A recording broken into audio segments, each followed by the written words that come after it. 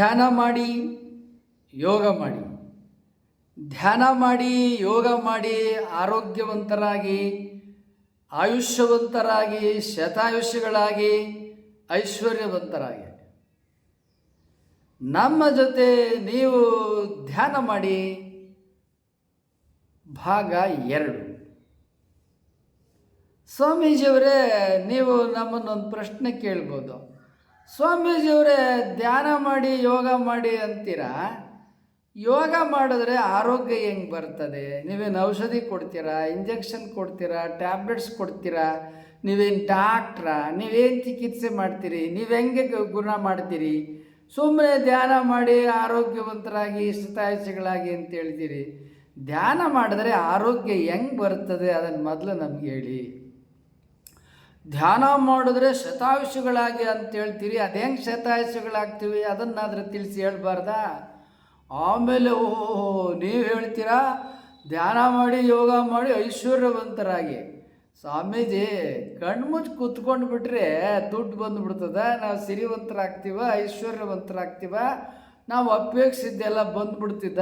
ಏನು ನೀವು ಎಲ್ಲ ಸುಮ್ಮನೆ ಹಿಂಗೆ ದಿನ ಹೇಳ್ತಾನೆ ಇರ್ತೀರ, ಧ್ಯಾನ ಮಾಡಿ, ಧ್ಯಾನ ಮಾಡಿ, ಯೋಗ ಮಾಡಿ, ಆರೋಗ್ಯವಂತರಾಗಿ, ಐಶ್ವರ್ಯವಂತರಾಗಿ, ಶತಾಯುಷಿಗಳಾಗಿ, ಏನು ಹಿಂಗೆಲ್ಲ ಹೇಳ್ತಾನೆ ಇರ್ತೀರ. ಇದೆಲ್ಲ ನಿಜನಾ ಸ್ವಾಮೀಜಿ? ವೆರಿ ಗುಡ್, ಬಹಳ ಒಳ್ಳೆಯ ಪ್ರಶ್ನೆಗಳನ್ನು ನೀವು ಕೇಳಿದ್ದೀರ. ನೀವು ಅಷ್ಟೇ ಅಲ್ಲ, ಇಲ್ಲಿ ನಮಗೊಬ್ಬರು ಯೋಗ ಕಲಿಯೋಕ್ಕಲ್ಲ, ಅವರಿಗೆ ಸಂಧಿವಾತ ಆಗಿತ್ತು. ಯಾರು ಇದುವರೆಗೆ ಸಬ್ಸ್ಕ್ರೈಬ್ ಮಾಡದೆ ವಿಡಿಯೋ ನೋಡ್ತಾ ಇದ್ದೀರಿ, ಕೂಡಲೇ ಸಬ್ಸ್ಕ್ರೈಬ್ ಮಾಡಿ. ಅಲ್ಲಿ ಗಂಟೆ ಇದೆ, ಬೆಲ್ ಬಟನನ್ನು ಒತ್ತಿ. ಅಲ್ಲಿ ಲೈಕ್ ಇದೆ, ಲೈಕನ್ನು ಒತ್ತಿ. ಶೇರ್ ಇದೆ, ಈ ವಿಡಿಯೋಗಳನ್ನು 10 ಜನಕ್ಕೆ 20 ಜನಕ್ಕೆ ಶೇರ್ ಮಾಡಿ. ರೋಗವನ್ನು ಹೇಗೆ ವಾಸಿ ಮಾಡ್ತೀರಿ ಅಂತ ಕೇಳಿದವ್ರು ಯಾರು ಅಂದರೆ, ಇಲ್ಲಿ ವಿಜಯಪುರದಲ್ಲಿ ಹೇಮರೆಡ್ಡಿ ಮಲ್ಲಮ್ಮ ಪ್ರೌಢಶಾಲೆಯಲ್ಲಿ ಟೀಚರ್ ಆಗಿದ್ದಂಥ ಶಾರದಾ ಪಾಟೀಲ್ ಅನ್ನೋರು ಸಂಧಿವಾತ ಅನ್ನೋ ಕಾರಣಕ್ಕಾಗಿ ನಮ್ಮಲ್ಲಿಗೆ ಯೋಗಕ್ಕೆ 13 ದಿವಸದ ಯೋಗ ಶಿಬಿರಕ್ಕೆ ಬಂದಿದ್ದರು. ಅವ್ರ ಜೊತೆಯಲ್ಲಿ ಅವ್ರ ಮಗ MBA ಮಾಡಿದ್ದಾರೆ, ಅವರು ಬಂದಿದ್ದರು. ಅವರು ನಮ್ಮನ್ನು ಪ್ರಶ್ನೆ ಕೇಳಿದರು, ಸ್ವಾಮೀಜಿ ನೀವು ರೋಗನ ಹೆಂಗೆ ಗುಣ ಮಾಡ್ತೀರಿ ಸ್ವಾಮೀಜಿ? ನೀವೇನು ಔಷಧಿ ಕೊಡ್ತೀರಾ, ಟ್ಯಾಬ್ಲೆಟ್ಸ್ ಕೊಡ್ತೀರಾ, ಇಂಜೆಕ್ಷನ್ ಕೊಡ್ತೀರಾ? ನೀವೇನು ಡಾಕ್ಟ್ರಾ? ನೀವೇನು ಆರೋಗ್ಯದ ಬಗ್ಗೆ ಓದಿದ್ದೀರಾ? ನಿಮ್ಗೇನು ಗೊತ್ತು? ನೀವು ಹೆಂಗೆ ಗುಣ ಮಾಡ್ತೀರಾ ಅಂತ ಕೇಳಿದ್ರು. ನಾವು ಆ ಹುಡುಗನಿಗೆ ಹೇಳಿದ್ವು, ಶಾರದಾ ಪಾಟೀಲ್ ಅವ್ರ ಮಗನಿಗೆ, ನೋಡಪ್ಪ, ನಾವು ಈಗಾಗಲೇ 35 ವರ್ಷದಿಂದ ಈ ಫೀಲ್ಡಲ್ಲಿ, ಕ್ಷೇತ್ರದಲ್ಲಿ ಇದ್ದೀವಿ. ಕರ್ನಾಟಕ ಮತ್ತು ಮಹಾರಾಷ್ಟ್ರ ಮತ್ತು ಕರ್ನಾಟಕದಾದ್ಯಂತ, ಕರ್ನಾಟಕ ಮಹಾರಾಷ್ಟ್ರದ ಬಾರ್ಡರ್ಗಳಲ್ಲಿ ಕೂಡ ನಾವು ಪ್ರವಚನ ಜೊತೆಗೆ ಯೋಗವನ್ನು ಕಲಿಸ್ಕೊಂಡು ಸಾವಿರಾರು ಜನರಿಗೆ ಯೋಗದಿಂದ ಆರೋಗ್ಯವನ್ನು ಗುಣ ಮಾಡಿದ್ದೇವೆ.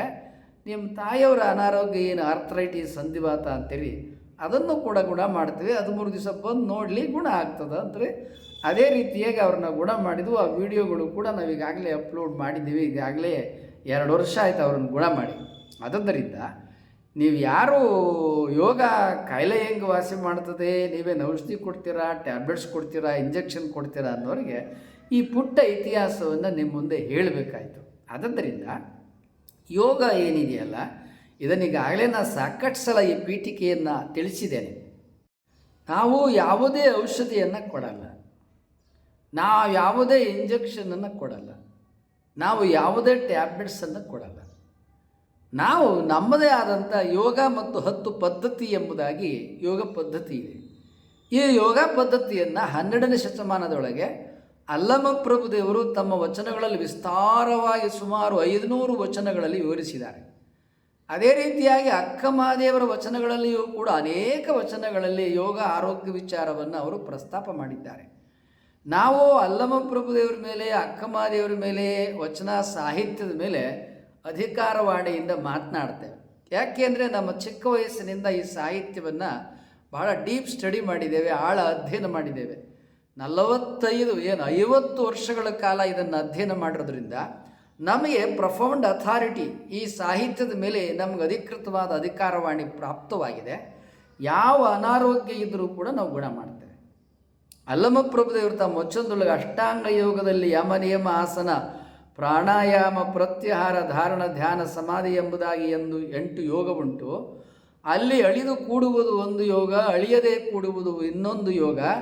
ಈ 2 ಯೋಗದ ಒಳಗೆ ಅಳಿಯದೇ ಕೂಡುವ ಯೋಗ ಅರಿಯದು ಕಾಣ ಗುಹೇಶ್ವರ ಎಂಬುದಾಗಿ ಅಲ್ಲಮಪ್ರಭುದೇವರು ಹೀಗೆ ಯೋಗ ವಿಚಾರಗಳನ್ನು ಅನೇಕವಾಗಿ ಪ್ರಸ್ತಾಪ ಮಾಡಿದ್ದಾರೆ. ಅಂಥ ಆ ಎಲ್ಲ ಯೋಗವನ್ನು ನಾವು ನಮ್ಮ 17ನೇ ವಯಸ್ಸಿನಿಂದ ನಾವು ಅಧ್ಯಯನ ಮಾಡಿಕೊಂಡು ಅಭ್ಯಾಸ ಮಾಡಿಕೊಂಡು ಬಂದಿದ್ದೇವೆ. ನಮ್ಮ ವಿದ್ಯಾರ್ಥಿ ಜೀವನದಿಂದಲೂ ಕೂಡ ನಾವು ಯೋಗಾಭ್ಯಾಸವನ್ನು ಮಾಡಿಕೊಂಡು ಬಂದಿದ್ದೇವೆ. ಹೀಗಾಗಿ ನಾವು ಯಾರಲ್ಲೇ ಯೋಗವನ್ನು ಕಲ್ತಿಲ್ಲ. ನಾವು ಸ್ವಯಂ ನಮ್ಮ ಅಲ್ಲಮಪ್ರಭುದೇವರ ಅಕ್ಕಮದಿಯರ ವಚನಗಳನ್ನು ಓದೋದು, ಅವುಗಳನ್ನು ಅಧ್ಯಯನ ಮಾಡೋದು, ಅವುಗಳನ್ನು ಅಭ್ಯಾಸ ಮಾಡೋದು, ಹೀಗೆ ನಾವು ಮಾಡಿಕೊಂಡು ಯೋಗಾಭ್ಯಾಸವನ್ನು ನಮಗೆ ನಾವು ಸ್ವಯಂ ಶಿಕ್ಷಣವನ್ನು ಪಡ್ಕೊಂಡು ನಾವು ಆರೋಗ್ಯವಂತರಾಗಿದ್ದೇವೆ. ನಾವು ಜೀವನ ಪರ್ಯಂತ ನಮ್ಮ ಯಾವುದೇ ಅನಾರೋಗ್ಯ ಬಂದಿಲ್ಲ, ಬರಲ್ಲ.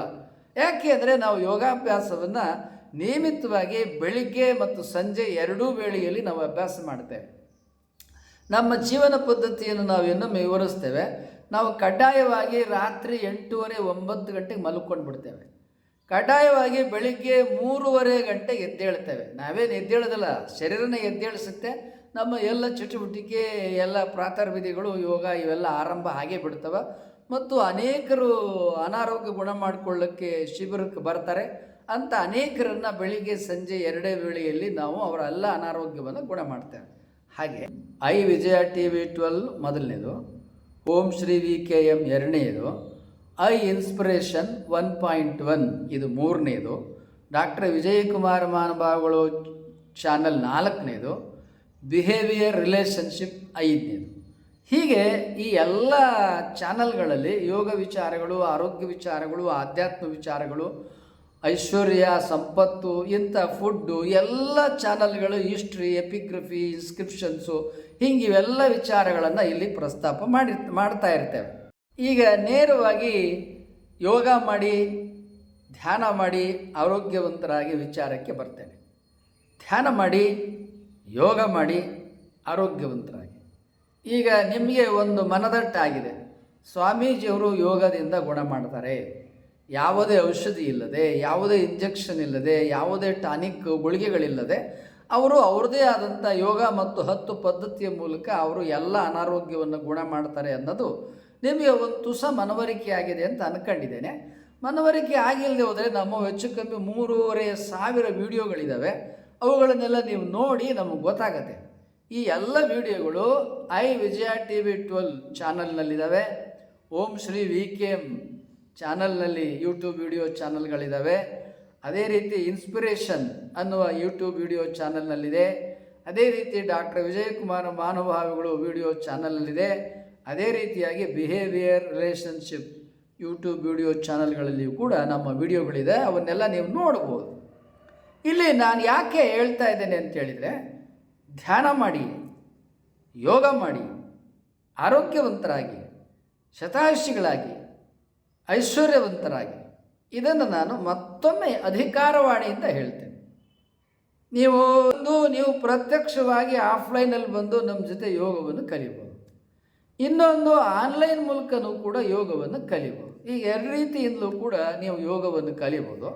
ಈಗ ಮೊದಲನೇದು ಧ್ಯಾನ ಮಾಡಿ, ಇದು ಭಾಗ 2. ಈಗ ಮೊದಲು ಧ್ಯಾನ ಮಾಡೇ ಬಿಡೋಣ. 12 ಉಸಿರಾಟದ ಧ್ಯಾನ ಪದ್ಧತಿಯನ್ನು ಈಗ ಅಭ್ಯಾಸ ಹೇಳ್ಕೊಡ್ತೇನೆ. ಅದೇ ರೀತಿ ಕೂಡ ನೀವು ಕೂಡ ಅಭ್ಯಾಸ ಮಾಡಿ. ಕಣ್ಣು ಮುಚ್ಚಿ, 2 ಕಣ್ಣುಗಳನ್ನು ಮುಚ್ಚಿ, ನಿಧಾನವಾಗಿ ಉಸಿರನ್ನು ತಗೊಳ್ಳಿ, ನಿಧಾನವಾಗಿ ಉಸಿರನ್ನು ಬಿಡಿ. 12 ಉಸಿರಾಟಗಳು. ಸಿದ್ಧತೆ ಆರಂಭ.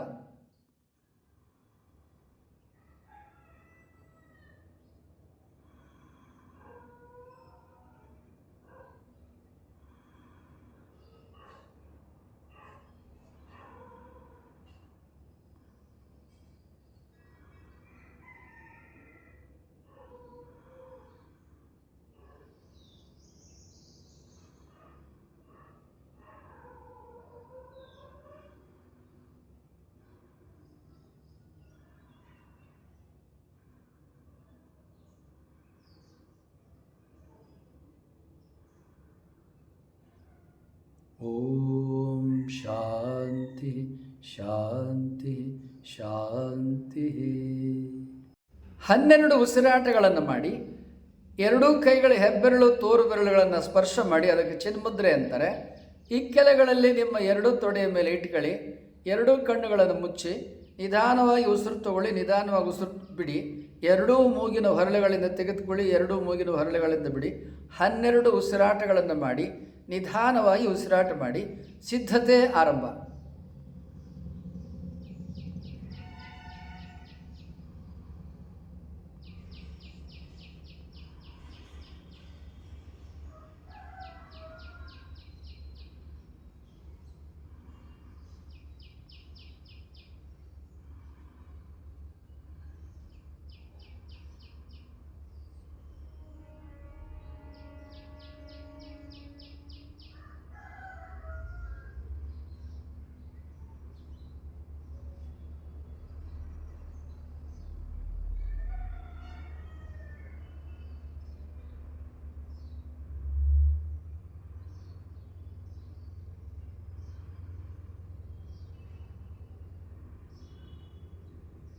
ಓಂ ಶಾಂತಿ ಶಾಂತಿ ಶಾಂತಿ. ಕಣ್ಣುಗಳನ್ನು ಬಿಡಿ. ನೀವು ಒಂದು ಪ್ರಶ್ನೆ ಕೇಳ್ಬೋದು, ಸ್ವಾಮೀಜಿಯವರೇ ಕೂತ್ಕೊಂಡು ಹಿಂಗೆ ಉಸಿರು ತಗೊಂಡು ಉಸಿರು ಬಿಟ್ಬಿಟ್ರೆ ನಮ್ಮ ಕಾಯಿಲೆ ಎಲ್ಲ ಹೆಂಗೆ ಹೋಗ್ತದೆ? ಇದೇ ನೀವು ಹೇಳಿದ್ರು ಚಾಷ್ಟಿ ಮಾಡ್ತೀರಾ ನೀವು ಅಂಥೇಳಿ ಅನೇಕರು ನೀವು ಕೇಳ್ಬೋದು. ಈಗ ನಾನು ನಿಮಗೆ ಇನ್ನೊಂದು ಪ್ರಶ್ನೆ ಕೇಳ್ತೀನಿ. ಅಲ್ಲಪ್ಪ, ಹಸಿವಾಗಿರೋದು ಹೊಟ್ಟೆಗೆ ಅಲ್ವಾ? ನೀವು ಹೊಟ್ಟೆಗೆ ಹಸುವಾದಾಗ ಬಾಯಲ್ಲಿ ಎಲ್ಲ ತಿಂತೀರಿ ಅಲ್ವಾ? ಎಲ್ಲ ತಿನ್ನೋದು ನಿಮ್ಮ ನಾಲಿಗೆ, ಹಲ್ಲು, ಬಾಯಿ. ಈ ಬಾಯಿ, ಹಲ್ಲು, ನಾಲಿಗೆ ತಿಂದರೆ ನಿಮ್ಮ ಹೊಟ್ಟೆ ಹಸು ಹೆಂಗೆ ಹೋಗ್ತದೆ ಅಂತ ನಿಮ್ಮನ್ನು ಕೇಳಿದ್ರೆ ನೀವೇನಂತೀರಿ? ಸ್ವಾಮೀಜಿ, ಬಾಯಲ್ಲಿ ತಿಂದಿದ್ದು ಹೊಟ್ಟೆಗೆ ಹೋಗ್ತದ, ಹೊಟ್ಟೆ ತುಂಬ್ತದ, ಹಸು ಹೋಗ್ತದ ಅಂತ ಹೇಳ್ತೀರಲ್ವಾ? ಹಾಗೆ ಮೂಗಲ್ ತಗೊಂಡು ಉಸಿರು, ಮೂಗಲ್ ಹೊರಗೆ ತಗೊಂಡು ಉಸಿರು, ಹೊರಗೆ ಬಿಟ್ಟು ಗಾಳಿ ಏನಿದೆಯಲ್ಲ, ಮೂಗಿನಿಂದ ಒಳಗೆ ತಗೋತೀವಿ, ಮೂಗಿನಿಂದ ಹೊರಗೆ ಬಿಡ್ತೀವಿ. ಈ ಗಾಳಿ ಇದೆಯಲ್ಲ, ಇದು ನಮ್ಮ ಶರೀರದ ತುಂಬ ಸಂಚಾರ ಆಗ್ತದೆ. ನಮ್ಮ ಶರೀರದಲ್ಲಿ 72,000 ನರಮಂಡಲಗಳಿದೆ. ಅಲ್ಲೆಲ್ಲ ಆಮ್ಲಜನಕ ರಕ್ತ ಪೂರೈಕೆ ಆಗುತ್ತೆ. ಹಂಗೆ ಪೂರೈಕೆ ಆಗೋದರಿಂದ ನಮಗೆ ಆರೋಗ್ಯ ಬರ್ತದೆ. ಇದು ಸಂಕ್ಷಿಪ್ತವಾಗಿ ನಿಮಗೆ ತಿಳಿಸ್ತಕ್ಕಂಥ ವಿಚಾರ. ನಮಗೆ ಇರುವ ಎಲ್ಲ ಅನಾರೋಗ್ಯ ಗುಣ ಆಗಬೇಕಾದ್ರೆ ನಮ್ಮ ಶರೀರದಲ್ಲಿ ಇರುವ ನೆಗೆಟಿವ್ಸನ್ನು ಹೊರಗೆ ಹಾಕಬೇಕು. ಸ್ವಾಮೀಜಿ ಏನೇನೋ ಹೇಳ್ತೀರಪ್ಪ, ನೆಗೆಟಿವ್ಸ್ ಅಂದರೆ ಏನು ಸ್ವಾಮೀಜಿ? ನಿಮಗೆ ತಿಳಿಯೋ ಭಾಷೆಯಲ್ಲಿ ಹೇಳ್ತೀನಿ. ಈಗ ಬೆಳಿಗ್ಗೆ ಎದ್ದು ಕೂಡಲೇ ನೀವೇನು ಮಾಡ್ತೀರಿ? ಮನೆ ಗೇಟ್ ಒಳಗೆ ಹೊರಗೆ, ಮನೆ ಒಳಗೆ ಹೊರಗೆ ಎಲ್ಲ ಏನು ಮಾಡ್ತೀರಿ? ಕಸ ಗುಡಿಸ್ತೀರಿ. ಯಾಕೆ? ಕಸ ಬಿದ್ದಿರ್ತದೆ ಸ್ವಾಮೀಜಿ, ಧೂಳು ಬಿದ್ದಿರ್ತದೆ ಸ್ವಾಮೀಜಿ. ಆ ಕಸ ಧೂಳೇ ನೆಗೆಟಿವ್ಸ್. ಒಂದು ಮನೆಗೆ ಒಳಗೆ ಹೊರಗೆ ಎಲ್ಲ ಏನು ಬಿದ್ದಿರ್ತದೆ? ಕಸ, ಧೂಳು, ಕಸ, ಕಡ್ಡಿ, ಧೂಳು ಏನೇನೋ 108 ಬಂದು ಬಿದ್ದಿರ್ತದೆ. ಅದೇನದು? ನೆಗೆಟಿವ್ಸ್. ಹಾಗೆ ನಮ್ಮ ಶರೀರದೊಳಗೂ ಕೂಡ ಕಸ ಬಂದು ಬಿದ್ದಿರ್ತದೆ. ಸ್ವಾಮೀಜಿ ನೀವೇನು ಹೇಳ್ತೀರಿ ಸ್ವಾಮೀಜಿ? ಹೊರಗೆ ಕಸ ಗಾಳಿ ತಂದು ಬಿಸಾಕ್ತದೆ, ಜನ ತಂದು ಒಗೆದೋಗ್ತಾರೆ. ಅದಕ್ಕೆ ಕಸ ಧೂಳು ಎಲ್ಲ ಗೇಟ್ ಹೊರಗೆ ಒಳಗೆ. ಮತ್ತು ಮನೇಲಿ ಮಕ್ಕಳು ಕಸ ಅಂಟ್ತವ, ಅದಕ್ಕೆ ಕಸ ಬೀಳ್ತದೆ. ನಮ್ಮ ಶರೀರದೊಳಗೆ ಹೆಂಗೆ ಕಸ ಬೀಳ್ತದೆ ಸ್ವಾಮೀಜಿ? ಒಳಗೆ ಹೆಂಗೆ ಕಸ ಹೋಗೋಕ್ಕೆ ಸಾಧ್ಯ? ಭಾಳ ವೆರಿ ಗುಡ್ ಕ್ವೆಶ್ಚನ್, ಭಾಳ ಒಳ್ಳೆಯ ಪ್ರಶ್ನೆ. ಈಗ ನಮ್ಮ ಶರೀರಕ್ಕೆ ಬಾಯಿ ಏನದು? ಒಳಗೆ ಏನು ಹೋಗ್ತದ? ಊಟ ಹೋಗ್ತದ. ನಮ್ಮ ಬಾಯಿ ಒಳಗೆ ಏನದ? ನಾಲಿಗೆ ಇದೆ. ಅದೇನು ಮಾಡ್ತದ? ಮಾತಾಡ್ತದ. ಈ ನಾಲಿಗೆ ಒಳ್ಳೆ ಮಾತನ್ನು ಆಡ್ತದ, ಕೆಟ್ಟ ಮಾತನ್ನು ಆಡ್ತದೆ ಅಲ್ವಾ? ಈ ಕೆಟ್ಟ ಮಾತೇನಿದೆಯಲ್ಲ ಅದು ನೆಗೆಟಿವ್, ಒಳ್ಳೆಯ ಮಾತೇನಿದೆಯಲ್ಲ ಅದು ಪಾಸಿಟಿವ್. ಈಗ ನಮ್ಮ ಕಣ್ಣಪ್ಪ, ಈಗ ನೀವೇನಂತೀರಿ? ಚಂದ ಮನೆ ಕಟ್ಟಿರ್ತೀರಿ, ದೃಷ್ಟಿ ತಾಗ್ತದ್ರಿ, ಕುಂಬಳಕಾಯಿ ಕಟ್ಟ್ರಿ, ದೃಷ್ಟಿ ನಿವಾಳಿಸಿ ಅಂತಾರೆ ಅಲ್ವಾ? ಯಾಕೆ? ಕೆಟ್ಟ ದೃಷ್ಟಿ ಅದು. ಕಣ್ಣಿನಲ್ಲೂ ನೀವೇನಂತೀರಿ? ಕೆಟ್ಟ ದೃಷ್ಟಿ, ಒಳ್ಳೆ ದೃಷ್ಟಿ ಅಂತೀರಿ. ಆ ಕೆಟ್ಟ ದೃಷ್ಟಿ ನೆಗೆಟಿವ್, ಒಳ್ಳೆ ದೃಷ್ಟಿ ಪಾಸಿಟಿವ್. ಈಗ ಮಗು ಭಾಳ ಚಂದ ಆಟ ಆಡ್ತಿರ್ತದ, ಭಾಳ ಚಂದ ಸುಂದರ ಅದ, ಚಂದ ಮಾತಾಡ್ತದ. 1 ವರ್ಷದ ಮಗು ಎಲ್ಲರ ತೊಳಗೂ ಹೋಗ್ತಿರ್ತದ. ಆಗ ಅನೇಕರೇನಂತಾರೆ, ದೃಷ್ಟಿ ಆಗ್ತದ, ಎಲ್ಲರ ಕೈಗೆ ಮಗು ಕೊಡಬೇಡ್ರಿ, ಈ ದೃಷ್ಟಿ ಬೊಟ್ಟಿಡ್ರಿ ಅಂಥೇಳಿ ಅವ್ರೇನು ಮಾಡ್ತಾರೆ? ತಾಯಂದರು ಮಗು ಬಲಗೆನ್ನೆ ಮೇಲೆ ಒಂದು ಕಪ್ಪು ಸಾಧು ಚುಕ್ಕಿಯನ್ನು ಇಡ್ತಾರೆ, ಮತ್ತು ಇಲ್ಲಿ ಒಂದು ಕಪ್ಪು ಸಾಧು ಚುಕ್ಕಿಯನ್ನು ಇಡ್ತಾರೆ. ಯಾಕೆ? ಬೇರೆಯವ್ರ ಕಣ್ಣಿನ ದೃಷ್ಟಿ ಕೆಟ್ಟದ್ದು, ಆ ಕೆಟ್ಟ ದೃಷ್ಟಿಯಿಂದ ಮಗುವನ್ನು ನೋಡಿದ್ರೆ ಅನಾರೋಗ್ಯ ಆಗ್ತದ ಅಂತ ಇದು ಗ್ರಾಮೀಣ ಭಾಗದೊಳಗೆ ಇವತ್ತಿಗೂ ಇದಿದೆ ಕೆಟ್ಟ ದೃಷ್ಟಿ ಅಂತ. ಮತ್ತು ಅಷ್ಟೇ ಅಲ್ಲ, ಈ ಕೆಟ್ಟ ದೃಷ್ಟಿ ಬೀಳ್ತದ ಅಂತ ಏನು ಮಾಡ್ತಾರೆ, ಕಸ್ಬರಿಗೆ ಅಂತ ಹಂಚಿಕಡ್ಡಿ ಅಂತ ಅದ, ಹುಲ್ಲಿನ ಕಡ್ಡಿ ಅವು. ಆ ಹುಲ್ಲಿನ ಕಡ್ಡಿ ಒಳಗೆ ಹಂಚಿಕಡ್ಡಿ ಬರಲು ಅಂತ ಗ್ರಾಮೀಣ ಪ್ರದೇಶದಲ್ಲಿ ಇರ್ತದೆ. ದೃಷ್ಟಿ ಆಯಿತು ಅಂತ ಏನು ಮಾಡ್ತಾರೆ, ಆ ಹಂಚಿಕಡ್ಡಿ ಒಂದು 8-10 ಕಡ್ಡಿನ ತೊಗೊಂಡು ಅವಕ್ಕೆ ಅಗ್ನಿ ಸೋಗಿಸಿ ಅದು ಹತ್ಕೊಂಡು ಉರಿಯೋಂಗೆ ಮಾಡಿ ಅದನ್ನು ಮಗುಗೆ ಹಿಂಗೆ ಒಂದು 3 ಸಲ ನಿವಾಳಿಸಿ ಆಮೇಲೆ ಅದನ್ನು ಏನು ಮಾಡ್ತಾರೆ, ಮೊದಲು ಹಂಚಿಕಡ್ಡಿ ಅಂತ ತೊಗೋತಾರೆ, ಅದನ್ನು ನಿವಾಳಿಸ್ತಾರೆ, ಆಮೇಲೆ ಅದನ್ನು ಅಗ್ನಿ ಸೋಗಿಸಿ ಅದನ್ನು ಒಂದು ಮೂಲೆಗೆ ಹಾಕ್ತಾರೆ. ಅದು ಚಟಪಟ ಚಟಪಟ ಅಂತ ಸುಡ್ತದೆ. ಆ ಚಟಪಟ ಚಟಪಟ ಅಂತ ಸುಡ್ತದಲ್ಲ ನೋಡು, ಬೇರೆ ದೃಷ್ಟಿ ಸಾಕೈತೆ ನೋಡು, ಅದಕ್ಕೆ ಚಟಪಟ ಚಟಪಟ ಅಂತದ ಅಂತಾರೆ. ಅಂದ್ರೇನು, ಕೆಟ್ಟವರ ಬೇರೆಯವರ ದೃಷ್ಟಿಯಲ್ಲಿಯೂ ಕೂಡ ಕೆಟ್ಟದ್ದಿದೆ ಅಂತ ಹೇಳ್ತಾರೆ ಅಲ್ವಾ. ನಮ್ಮ ಕಣ್ಣಿನಲ್ಲೂ ಕೆಟ್ಟದ್ದಿದೆ. ಈಗ ಕೀಚಕನಲ್ಲಿ ಎಂಥ ಕಣ್ಣಿತ್ತು, ಕೆಟ್ಟ ದೃಷ್ಟಿ ಇತ್ತು. ದ್ರೌಪದಿಯನ್ನು ಹೆಂಗೆ ನೋಡ್ದ, ಕೆಟ್ಟ ದೃಷ್ಟಿಯಿಂದ ನೋಡ್ದ. ದುರ್ಯೋಧನ ಅವನಿಗೆ ಎಂಥ ದೃಷ್ಟಿ ಇತ್ತು, ಪಾಂಡವರ ಬಗ್ಗೆ ಕೆಟ್ಟ ದೃಷ್ಟಿ ಇತ್ತು. ಗಾಂಧಾರಿ ಪಾಂಡವರ ಬಗ್ಗೆ ಎಂಥ ದೃಷ್ಟಿ ಇತ್ತು, ಕೆಟ್ಟ ದೃಷ್ಟಿ ಇತ್ತು. ಅವಳಕ್ಕೆ ಕುಂತಿ ಕಂಡ್ರೆ ಭಾಳ ಅಸೂಯೆ. ಈ ಅಸೂಯೆ ಪ್ರತಿಯೊಬ್ಬ ಮನುಷ್ಯರಲ್ಲೂ ಇರ್ತದೆ, ಇದೇ ನೆಗೆಟಿವ್. ಈ ಅಸೂಯೆ ಮೊದಲು ನಮ್ಗೆ ಎಲ್ಲಿಂದ ಬರ್ತದ, ಕಣ್ಣಿನಿಂದ ಬರ್ತದೆ. ಈ ಕಣ್ಣಿನಿದೆಯಲ್ಲ, ಇನ್ನೊಬ್ಬರನ್ನು ನೋಡಿದಾಗ ನಮಗೆ ಅಸೂಯೆ ಉಂಟಾಗ್ತದೆ. ಭಾಳ ಚಂದ ಬದುಕ್ತದೆ, ಭಾಳ ಸುಂದರವಾಗಿದ್ದಾರೆ, ಭಾಳ ವೈಭವವಾಗಿದ್ದಾರೆ, ಭಾಳ ಶ್ರೀಮಂತರವಾಗಿದ್ದಾರೆ, ಚಂದ ಅರಮನೆಯಿಂದ ಮನೆ ಕಟ್ಕೊಂಡು ಸುಖವಾಗಿದ್ದಾರೆ, ಗಂಡ ಹೆಂಡತಿ ಮಕ್ಕಳು ಎಲ್ಲ ಅಂತ ಕೆಲವ್ರಿಗೆ ಚಂದ ಬದುಕೋರು ಕಂಡಾಗ, ಯಾರು ಇಲ್ಲದೇ ಇರ್ತಾರಲ್ಲ ಅವ್ರಿಗಂಥವ್ರು ಕಂಡಾಗ ಅಸೂಯೆ ಆಗ್ತದೆ, ಹೊಟ್ಟೆ ಕಿಚ್ಚು ಬರ್ತದೆ. ಇನ್ನು ಕೆಲವರು ತಮಗೂ ಶ್ರೀಮಂತಿಕೆ ಇದ್ದರೂ ಕೂಡ ಬೇರೆಯವ್ರ ಶ್ರೀಮಂತಿಕೆ ನೋಡಿ, ಬೇರೆಯವ್ರು ಚಂದ ಇರೋದು ನೋಡಿ ಅವ್ರು ಹೊಟ್ಟೆ ಕಿಚ್ಚು ಬರ್ತದೆ. ಈಗ ಪಾಂಡವರು ಸುಖವಾಗಿ ಬದುಕಿದಾಗ ದುರ್ಯೋಧನಿಗೆ ಏನಾಯಿತು, ಹೊಟ್ಟೆ ಕಿಚ್ಚು ಬಂತು. ಈ ಹೊಟ್ಟೆ ಕಿಚ್ಚೇನಿದೆಯಲ್ಲ ಇದು ನೆಗೆಟಿವ್. ಇನ್ನೊಂದ್ರ ಬಗ್ಗೆ ಕೆಟ್ಟ ದೃಷ್ಟಿಯಿಂದ ಏನು ನೋಡ್ತೀವಲ್ಲ ನೆಗೆಟಿವ್. ಇಂಥ ಕೆಟ್ಟ ದೃಷ್ಟಿಯಿಂದ ನಮ್ಮಲ್ಲಿ ಏನಾಗುತ್ತೆ, ದುರ್ಭಾವನೆಗಳು ಬರ್ತದೆ, ಕೆಟ್ಟ ಆಲೋಚನೆಗಳು ಬರ್ತದೆ, ಕೆಟ್ಟ ಭಾವನೆಗಳು ಬರ್ತದೆ. ಈ ಕೆಟ್ಟ ಭಾವನೆಗಳು, ಕೆಟ್ಟ ಆಲೋಚನೆಗಳು, ಕೆಟ್ಟ ವಿಚಾರಗಳು, ಕೆಟ್ಟ ಮಾತುಗಳು, ಕೆಟ್ಟ ದೃಷ್ಟಿ ಇವೆಲ್ಲ ಏನಿದೆಯಲ್ಲ ನೆಗೆಟಿವ್ಸ್, ಇವುಗಳಿಂದ ಏನಾಗ್ತದೆ, ನಮ್ಮ ಶರೀರದಲ್ಲಿ ಒಳ್ಳೆಯತನ ದೂರ ಆಗ್ತದೆ. ಮನುಷ್ಯ ಏನಾಗ್ತಾನೆ, ಕೆಟ್ಟವನಾಗ್ತಾನೆ. ಈಗ ದುರ್ಯೋಧನ ದುಶ್ಯಾಸನ ಜನ ಏನಂತಾರೆ, ಬಿಡ್ರಿ ಅವನ ಹೆಸರು ಯಾಕೆ ಹೇಳ್ತೀರ, ನಿಮ್ಮ ಗುರುಗಳೇ ನಿಮ್ಮ ಬಾಯಲ್ಲಿ ಅವನ ಹೆಸರು ಬರಬಾರ್ದು, ಅವ ಕೆಟ್ಟವ ಅಂತೀರಿ. ನೋಡಿದ್ರಾ, ದುರ್ಯೋಧನ ಅವನು ಇದಾನೋ ಇಲ್ಲೋ, ಇದ್ನೋ ಇಲ್ವೋ ಅದೆಲ್ಲ ಬೇರೆ ಮಾತು.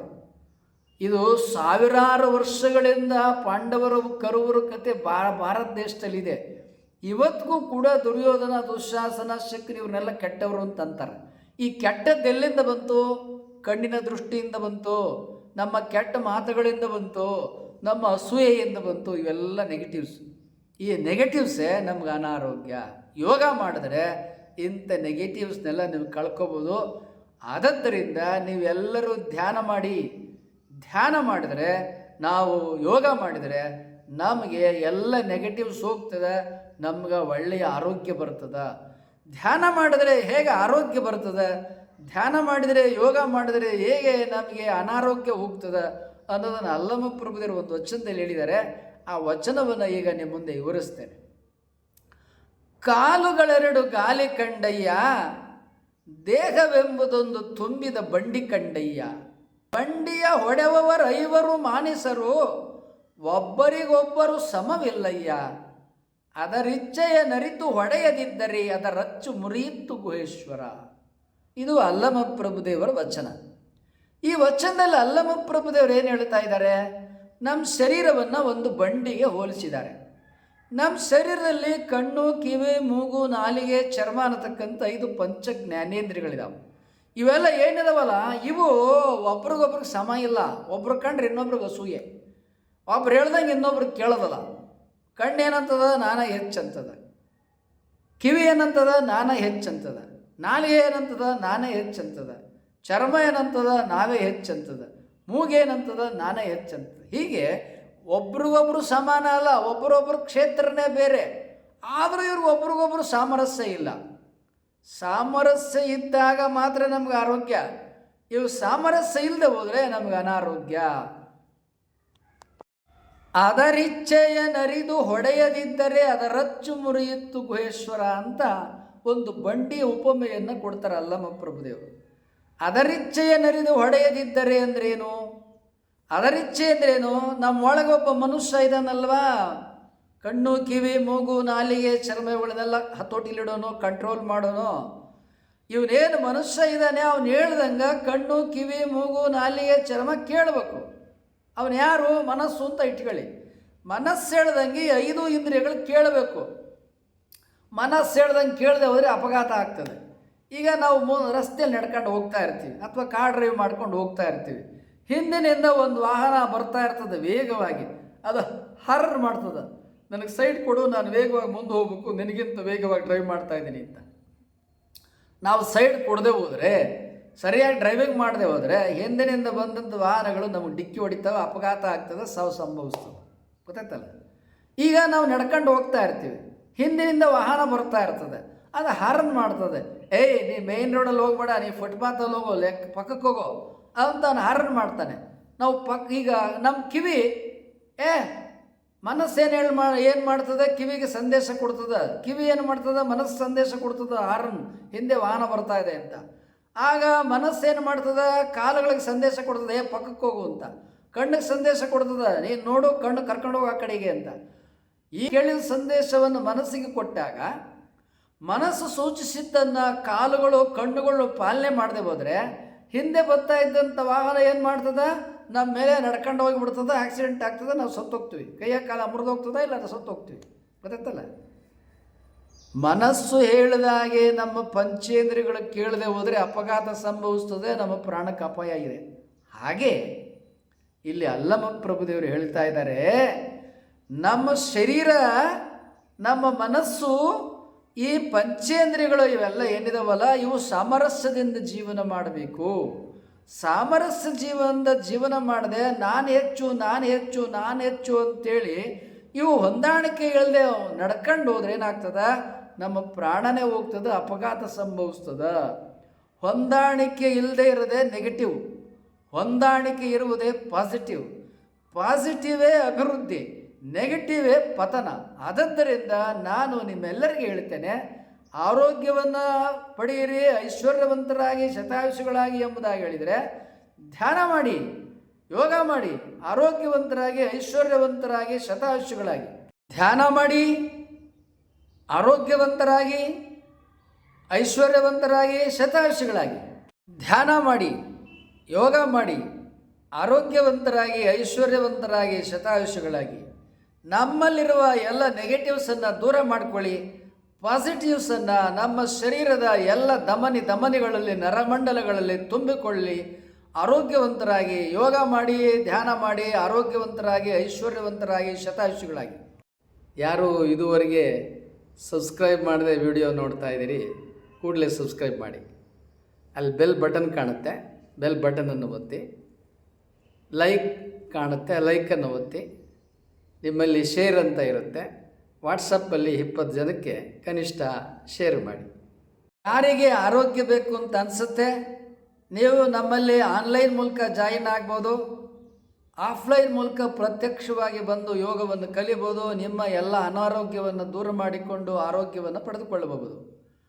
ಯೋಗ 10 ಪದ್ಧತಿ, ಧ್ಯಾನ ಮತ್ತು ಯೋಗ ಶಿಕ್ಷಣವನ್ನು ನೀವು ನಮ್ಮಲ್ಲಿ ಪಡೆದುಕೊಂಡರೆ ಆರೋಗ್ಯವಂತರಾಗ್ತೀರಿ, ಶತಾಯುಷಿಗಳಾಗ್ತೀರಿ, ಐಶ್ವರ್ಯವಂತರಾಗ್ತೀರಿ. ಅದು ಹೇಗೆ ಎಂಬುದನ್ನು ನೀವು ನೋಂದಾಯಿಸಿ ನಮ್ಮಲ್ಲಿ ಬನ್ನಿ. ಧ್ಯಾನ ಮಾಡಿ, ಯೋಗ ಮಾಡಿ, ಆರೋಗ್ಯವಂತರಾಗಿ ಐಶ್ವರ್ಯವಂತರಾಗಿ ಶತಾಯುಷಿಗಳಾಗಿ.